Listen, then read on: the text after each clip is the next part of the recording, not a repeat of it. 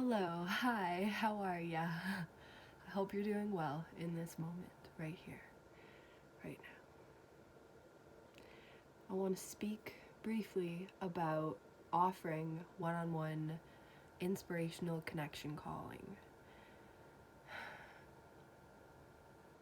Essentially, what I'm trying to do is establish a point of connection between you and I, whoever it is that is witnessing this, right here, right now, which just so happens to be your awareness. And thank you for being here. I want to show you who you are. And I don't necessarily try to fix any of your problems. I don't feel like that is the main point of what I'm offering. I'm trying to show you the truth of the matter, which is that you have created your problems.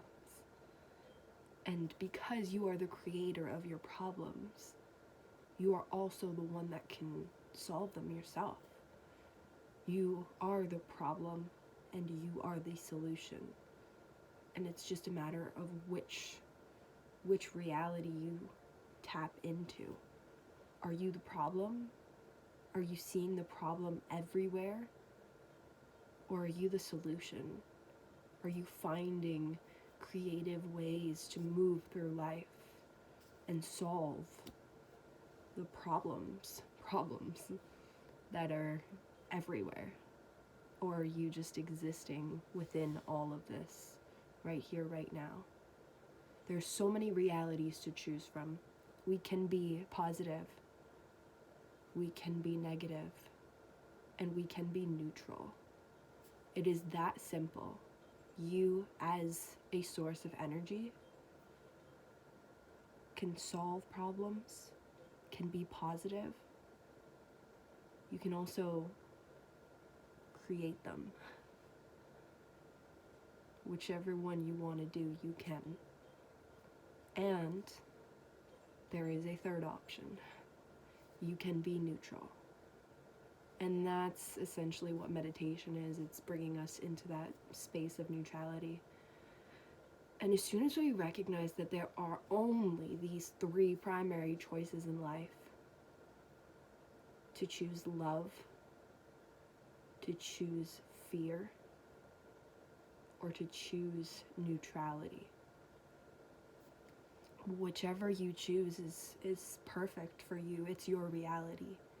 And we need, I say we, as a collective system, we need all three of these.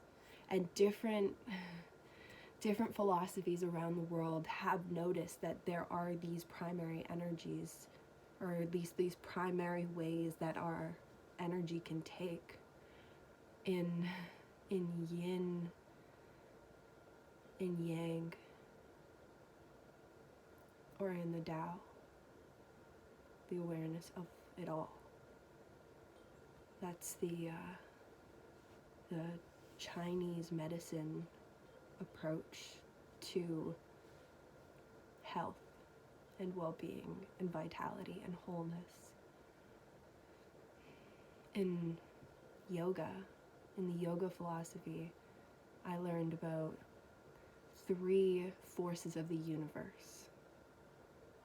And these three forces make up all the ways that energy can take.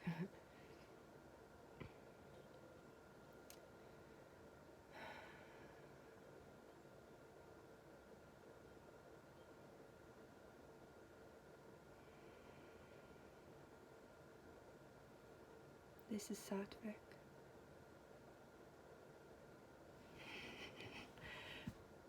That's Rajastic.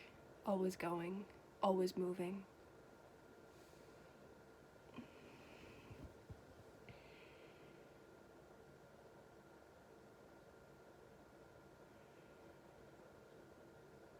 That's Tamastic. So, Sattvic is neutral, essentially. It's the middle way. And majestic is our current society right now, living in the West. Everyone is go, go, go. No one wants to stop for a moment because they're scared of what that would be. Like, to be alone in the silence, in the stillness. And Tomastic, I've actually become really familiar with because I've been smoking weed for the past 10 years of my life, and that puts you in a very Tomastic energetic state. You're very, the word inertia is coming up, and you're just very chill. You almost get nothing done. And if your body is in a state of fight or flight due to trauma all the time, then you might gravitate towards being in a more Tomastic state just to get some relief from the constant go, go, go state of like that trauma from a young age can cause for your body. And yeah, so I want to quickly also touch on addictions and why we feel that we can't just be okay with ourselves in our natural state, and that we need to somehow change that state in order to feel good. And that's, we can get addicted to changing our state with drugs. Any drug under the sun literally is changing your state. And I'm specifically talking about like cocaine and methamphetamine and those harder drugs, as well as the more minor drugs that a lot of us have just started with, you know, marijuana being that drug.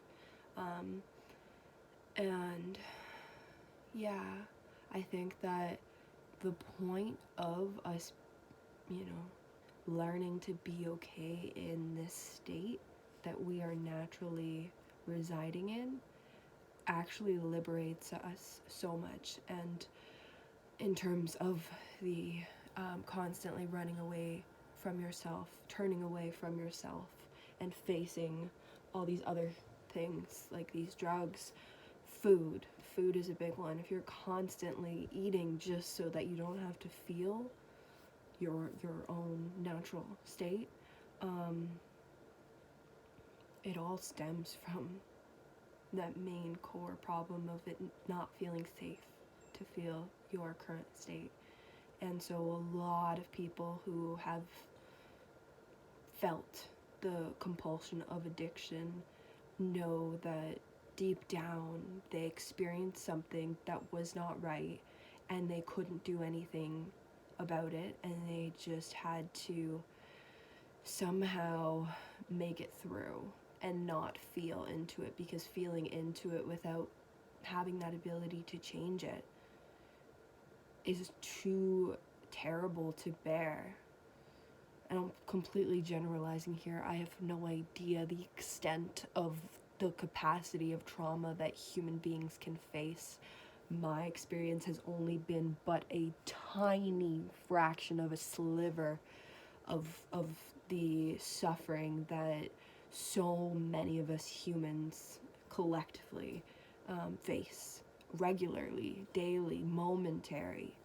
And I acknowledge the pure privilege that I have in being in this room right now, in this beautiful, beautiful space within this province, within this town, within this province, within this country, because Canada is a beautiful place that invokes a lot of freedom just in this sphere of where I reside in the world. My geographical location prevents me from experiencing the totality of the unsafe circumstances that pervade this planet at this exact moment in time, let alone every other moment of time, if any of those moments actually still exist in any capacity. Actually, they do. They exist within our minds. Essentially, the point is that we are creating this mass destruction and devastation, and it might not be you creating it, but it might be you reaping the consequences of what has been created with this infinite potential of energy that we are.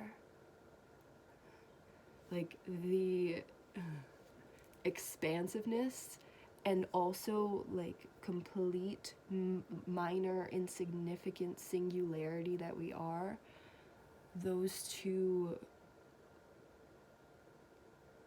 comprehensions of life simultaneously exist as one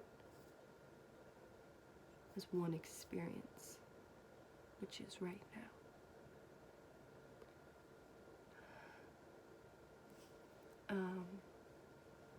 Yeah.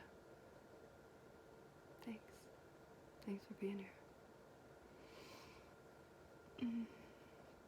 That's all I really have got that I want to get out right now. So until next time, I guess. Because I'm sure I'll be back in your screen. So yeah, if you want to connect deeper, you know where to find me. And I hope that you just do what's best for you in every moment, because that is what's best for all of us, is all of us doing what feels good, and it does not have to come at the cost of any other. If we align who we are and what is good for us with the collective,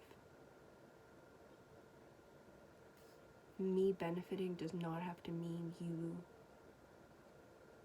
losing. We can harmoniously come together and serve one another from that place of wholeness within ourselves. Me serving you serves me and serves you. And so, yeah, coming back to positivity and negativity and what way you want to be. Do you want to give goodness to this world, or do you want to detract from others? And a lot of people will say it's not that simple, but I invite you to contemplate for a moment that it could be.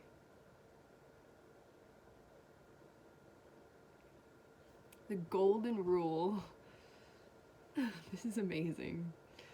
Everything comes together so beautifully. The golden rule across all religions, major religions.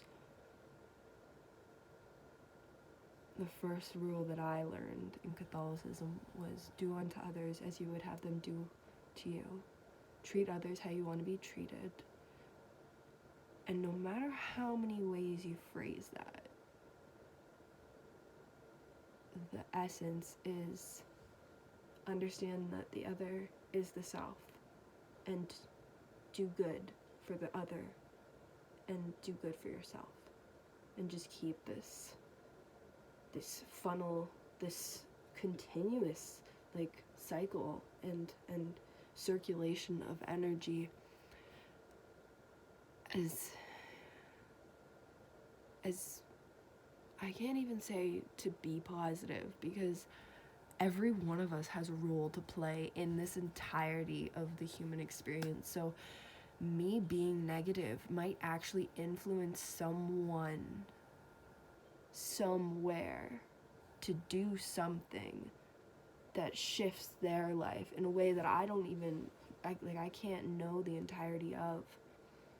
So that could wake them up to the truth of who they are and lead to them doing more positive than I could ever do in some hypothetical scenario.